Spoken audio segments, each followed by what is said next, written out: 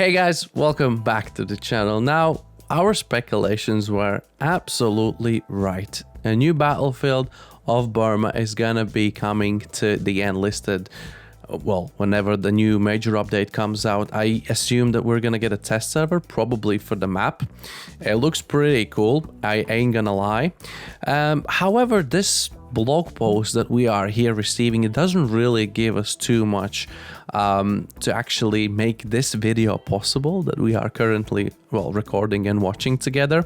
It mainly talks about some of the places, some of the more urban spots like the town and the city and some of the outskirts, and how it's gonna be a close combat fighting, and that is pretty much it in terms of this development post. And I was thinking we could talk about some of the potential weapons and vehicles that could come together with the Burma campaign. Because there, I mean, as kind of empty-ish it was, there was quite a bit things in this all fierce fighting. I have done my 20-minute research on the history, so if you have anything valuable to add, please feel free so. If I'm saying something totally wrong, please do correct me in the comments as well.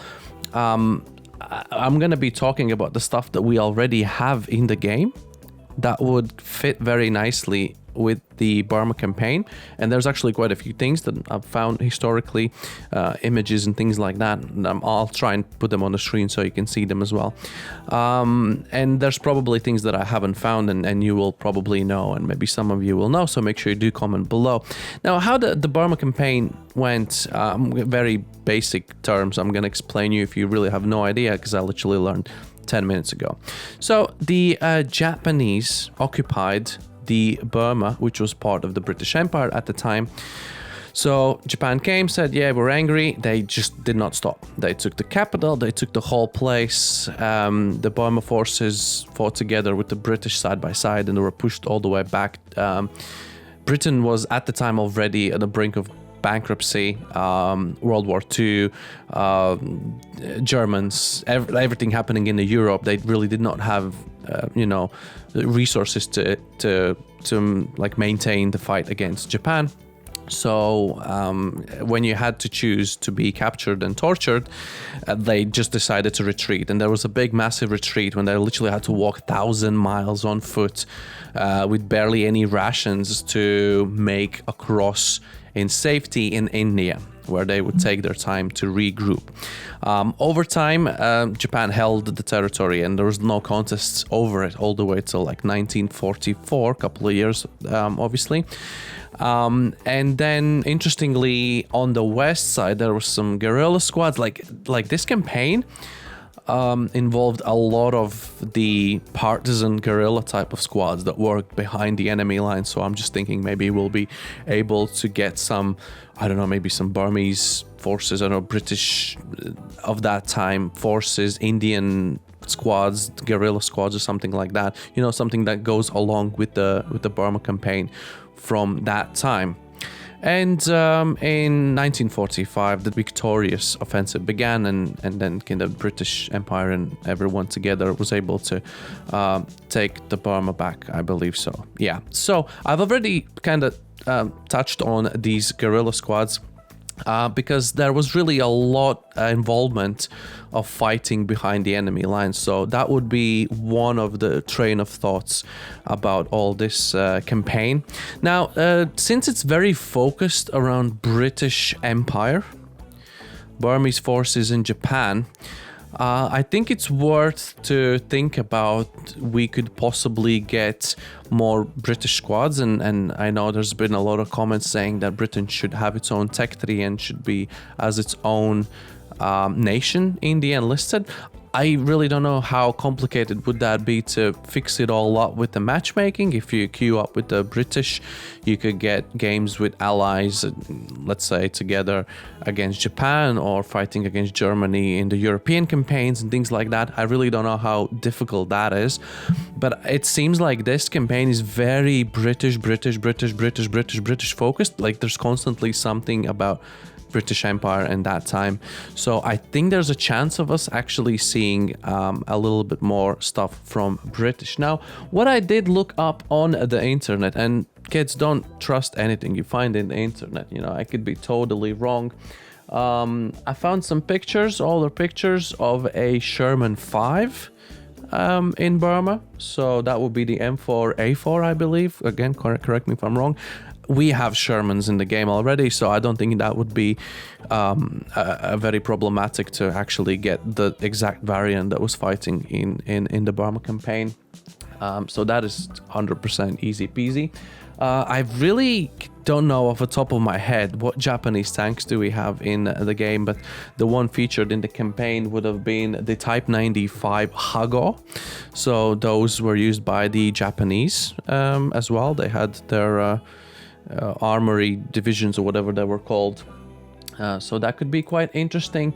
And there are a lot of other vehicles that we already have in the game. For example, I've seen in some of the pictures Stuart 1s, many different color schemes, many different like modifications, truck armors and yada yada, all that stuff.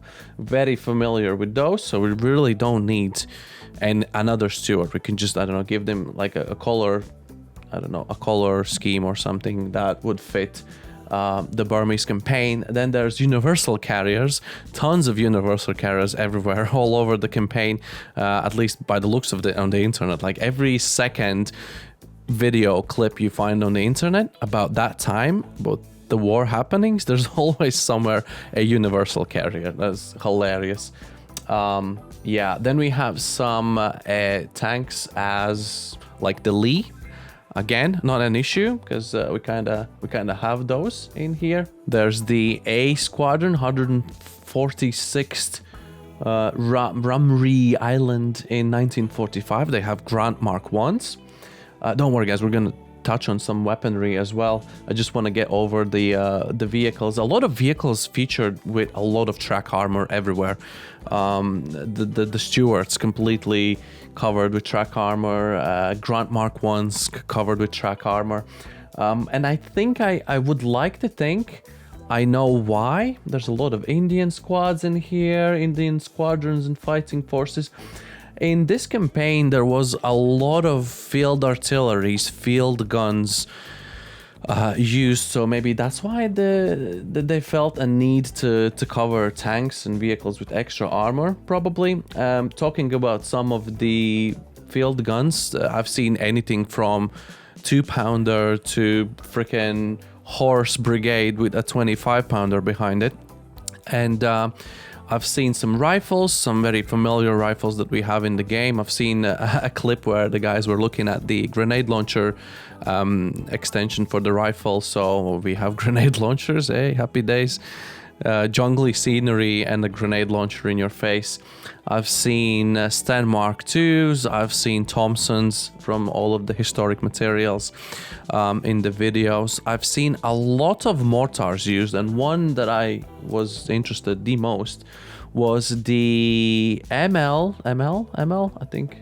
Yeah, British World War II 3-inch mortar of 81 millimeter shell. I don't think the Brits have such a big mortar in Enlisted. That could be a new mortar class, mortar squad. And as I said, there's a lot of different field guns and field artilleries, feels like, are used in the campaign. And now the both sides of the Burma forces in Japan, they were covered in like guerrilla bushy camos, like you would walk past them and you would not see them at all. So I'm not sure how cancerous would that be if they would actually add a squad, something like we have the German special forces with the silenced MP40, but like completely covered into camo bush suits. So yeah, those would be quite interesting. I don't know how cancerous it would feel. And yeah, it's just something that I've looked up on the internet. Feel free to share your opinions. Are you excited for the new landscape, for the new campaign? Add anything else you'd like to see. I've literally have zero information on any aircraft. By the way, all the materials I went through, there's like mortars and field guns and artillery. Mortars, field guns, universal carriers, Stuart, Sherman, artillery. That's literally it I've seen on the internet. So yeah, make sure you do add anything if you have. It's great to see a new landscape. You know, they were pushed back to the Indian territory. Maybe we end up getting some Indian squads and regiments and forces as well.